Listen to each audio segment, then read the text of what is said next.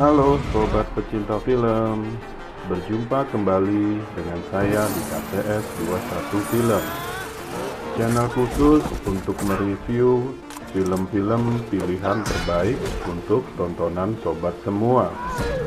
Dan jangan lupa untuk like, komen, dan subscribe agar channel ini lebih berkembang lagi.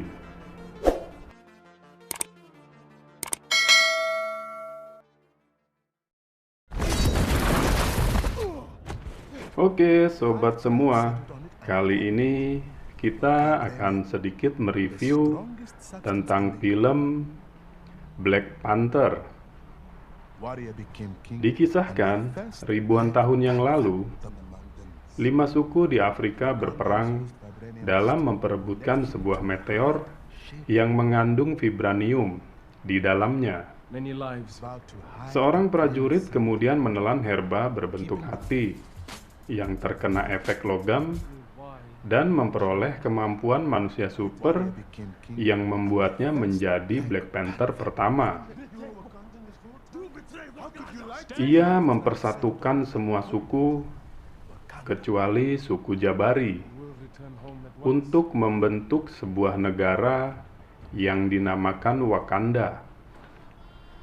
Selama berabad-abad, rakyat Wakanda menggunakan vibranium untuk mengembangkan teknologi canggih dan mengisolasi negara mereka dari dunia dengan menyamar sebagai negara terbelakang atau negara dunia ketiga. Pada tahun 1992, Raja Wakanda yang bernama T'Chaka menemui adiknya N'Jobu yang bekerja secara rahasia di Oakland, California. T'Chaka memergoki N'Jobu membantu pedagang gelap Ulysses Clave mencuri vibranium dari Wakanda. Meski berusaha mengelak, N'Jobu tak mampu berkutik. Setelah mitranya yang ternyata adalah Zuri, rakyat Wakanda lainnya yang sedang menyamar mengkonfirmasi kecurigaan dari sang raja. Di masa sekarang, setelah kematian ayahnya, putranya yang bernama T'Challa kembali ke Wakanda untuk mengambil alih tahta. Dia dan Okoye memimpin resimen Dora Milaje menarik mantan kekasih T'Challa, Nakia, dari tugas penyamarannya, sehingga ia dapat menghadiri upacara penobatannya. Dalam upacara tersebut, pemimpin suku Jabari yang bernama M'Baku menantang T'Challa untuk bertarung dalam pertarungan adat. T'Challa mengalahkan M'Baku dan menyuruhnya untuk menyerah saja daripada mati. Sementara itu di London, Clave sedang mencuri artefak Wakanda di suatu museum dengan bantuan Eric Stephen. Mendapati kabar tersebut, WKB, teman T'Challa juga kekasih Okoye, dan Nakia pergi ke Busan, Korea Selatan, dan mendapati bahwa Clave berencana menjual artefak tersebut kepada agen CIA yang bernama Everett K. Ross. Baku tembak pun tidak dapat dihindari, dan Clave berusaha melarikan diri, namun ditangkap oleh T'Challa. Tetapi pada akhirnya T'Challa pun melepaskan Clave kepada Ross. Clave pun memberitahu Ross bahwa citra yang selama ini ditampilkan oleh Wakanda hanyalah kedok untuk menutupi peradaban mereka yang maju. Eric pun menyerang mereka dan membebaskan Clave ketika Ross terluka. Ia mencoba melindungi Nakia.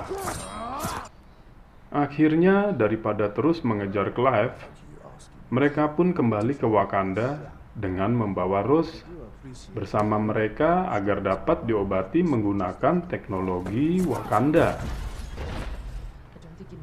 Ketika Shuri sedang mengobati Rose, Shuri menjelaskan bahwa Enjobu berencana untuk membagikan teknologi yang dimiliki Wakanda untuk orang-orang keturunan Afrika di seluruh dunia untuk menaklukkan orang-orang yang menindas mereka. Ketika T'Chaka memergoki Enjobu, Enjobu menyerang Shuri sehingga memaksa T'Chaka untuk membunuhnya.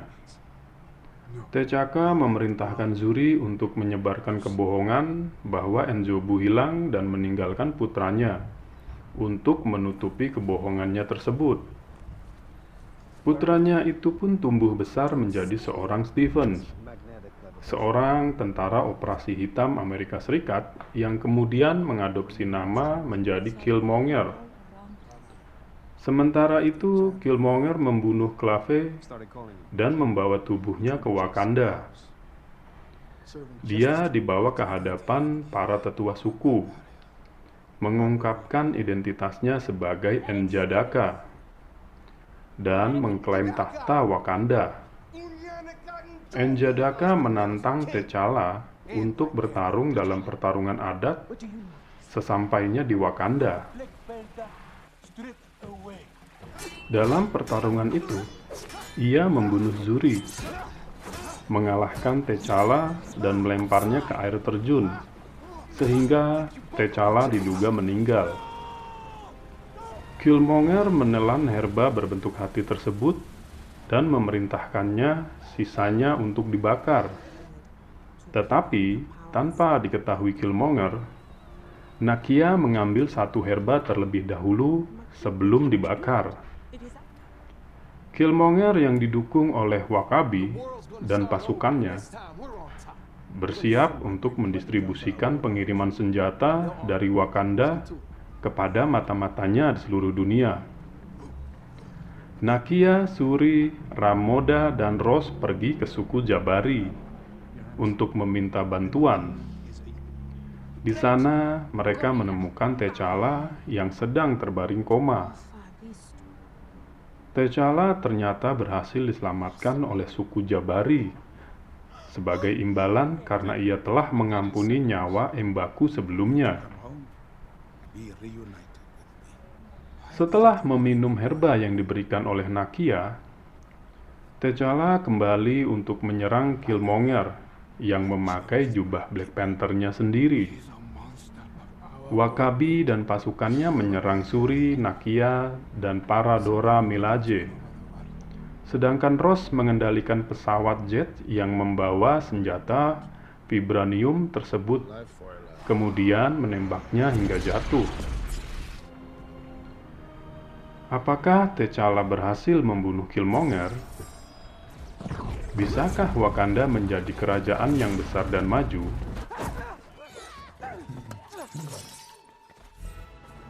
Sobat semua, demikian alur cerita dari film ini.